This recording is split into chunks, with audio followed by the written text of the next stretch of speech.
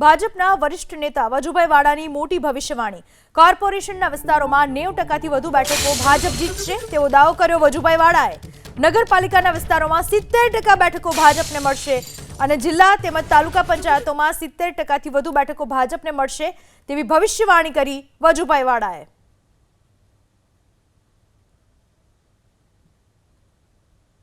જો મારા અનુભવ પ્રમાણે કહું તો જે કોર્પોરેશનવાળા વિસ્તાર છે ને એ તમામ વિસ્તારની અંદર 90% કરતાં વધુ સીટો ભાજપને મળવાની છે એ કરીને મ્યુનિસિપાલિટી વિસ્તારની અંદર 70% સીટો એ મળવાની છે અને ગ્રામ્ય વિસ્તારમાં તાલુકા પંચાયત અને જિલ્લા પંચાયતની અંદર અમને 70% કરતાં વધુ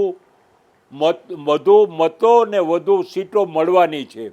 સૌથી વરિષ્ઠ નેતા વજુભાઈ વાળા આપણી સાથે છે। તેઓ પણ ચૂંટણીના જે કાર્યાલય અને વોર્ડ નંબર 11ની મુલાકાત ગઈકાલે તેમને કરી હતી। આપણે એમની સાથે વાત કરી। વજુભાઈ, કેવી ચૂંટણીનો કેવો માહોલ અત્યારે છે? અત્યારે ચૂંટણીનો માહોલ છે ને એ ભાજપની તરફદારીની અંદર લોકોની પણ વાતો કરે છે અને કાર્યકર્તા પણ ખૂબ જ સક્રિય છે।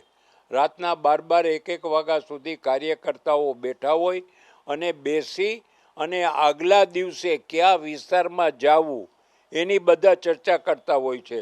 હું એક કાર્યાલયે ગયો ત્યારે તેમને 7 નંબરમાં જ એમને કહ્યું કે અમે લોકોનો 3 વાર સંપર્ક કરી લીધો છે અને આજથી અમે જે નામ લખેલી પત્રિકા છે એનું અમે ડિસ્ટ્રીબ્યુશન કરવાના છીએ। એનો અર્થ એવો કે ચૂંટણી જાહેર થયાને અને ઉમેદવારી ફોર્મ ભરાણા પછી ટૂંકા સમયની અંદર કાર્યકર્તાઓએ 70,000, 80,000 અને 90,000 જેટલા મતદારોવાળા વોર્ડમાં લોકોનો સંપર્ક કરી દીધો છે। અને બીજું કહીએ કે સામે તો કોઈ પાર્ટી છે જ નહીં, કોંગ્રેસ જેવું ક્યાંય નામ જ નથી અને લોકો કોંગ્રેસને શેના માટે થઈને મત આપે? ભારતીય જનતા પક્ષની વિરુદ્ધની અંદર કોઈ વાત એવી નથી કે કોઈ એવો બનાવ નથી બન્યો કે જેના કારણે પ્રજાને અસંતોષ હોય। મને લાગે છે કે ગયા વખતે અમે 72 સીટમાંથી 68 સીટ જીત્યા હતા। આ વખતે અમે 72 સીટ જીતી બતાવશું એવો કાર્યકર્તાને સ્પષ્ટ છે। કારણ કે અમે ભૂતકાળમાં એકવાર 59માંથી 58 સીટ મેળવી હતી અને ગુંદાવાડીમાંથી એક લાધાભાઈ કરીને ઉમેદવાર હતા, એ બહુ જ ઓછા માર્જિનથી જીત્યા હતા। 100% અંદર અમે 26 ભાજપના અને 25 કોંગ્રેસના 26-25ની અંદર 6 વર્ષ સુધી શાસન કર્યું છે। 58 અને 1ની અંદર પણ અમે 5 વર્ષ શાસન કર્યું છે। ત્યાર પછી એક બાય ઇલેક્શન હતું, એમાં કોંગ્રેસ જીતા હતા એટલે અમારે 2 ને 57માં જીતા હતા।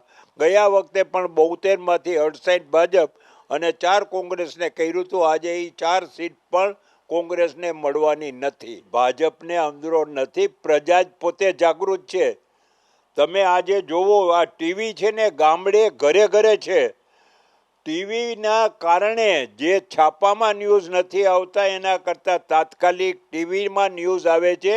ટીવીના કારણે સમસ્ત હિન્દુસ્તાનની પ્રજા એટલી જાગૃત થઈ છે અને એને ફક્ત સ્થાનિક સવાલ નહીં પણ ઈરાન અને અમેરિકા વચ્ચેના યુદ્ધની અંદર ટ્રમ્પ શું બોલે છે, ઈરાક શું બોલે છે, પાકિસ્તાનમાં વાટાઘાટો કરશે તો શું થશે, આપણા જહાજો માટે થઈને આપણને ગેસ મળશે કે નહીં, એની શહેરી વિસ્તાર નહીં ગ્રામ્ય વિસ્તારના લોકોને પણ ખબર છે। ટીવીના કારણે લોકમાનસમાં જાગૃતિ ખૂબ જ આવી ગઈ છે। તમને હજી પણ લોકો પાણીદાર મેયર તરીકે ઓળખે છે?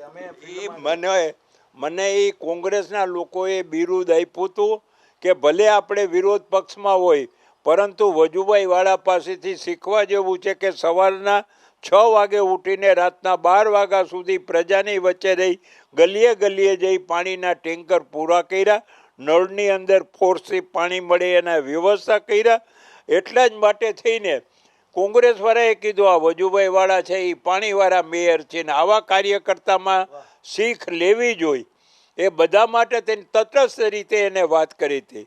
હું મારી જાતને કાંઈ એટલો બધો બાહોશ નહીં માનતો નથી। મારા ભારતીય જનતા પક્ષના કાર્યકર્તાઓ ગલીએ ગલીએ અને એક એક વિસ્તારની અંદર પાણીના ડિસ્ટ્રીબ્યુશન માટે થઈને તનતોડ મહેનત કરી હતી. હું જશ આપતો હોઉં તો મારા કાર્યકર્તાને આપું છું. હું તો તમામ કાર્યકર્તાનો એક કાર્ય કરનાર સંચાલક વ્યક્તિ હતો.